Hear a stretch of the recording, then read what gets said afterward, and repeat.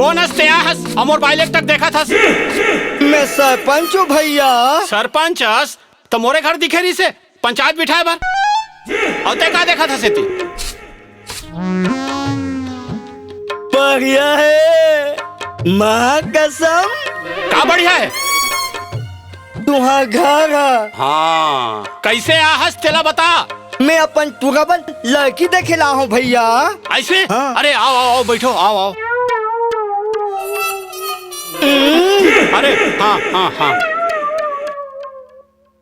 मेनका। हाँ एवो लक्ष्मी पानी धरा के तो भेज। हाँ भेजावत हूँ। माफ करबे भैया, चटले मार पड़े रहे हूँ। अरे समझी बन जब तहाँ सब छूटा जाइए।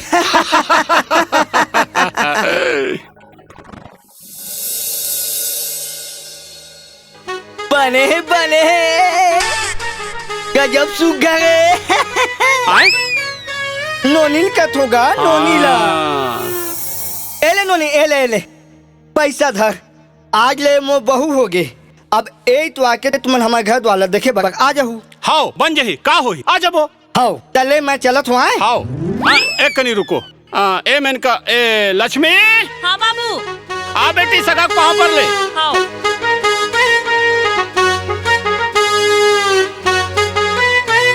खुशी रहा बेटी।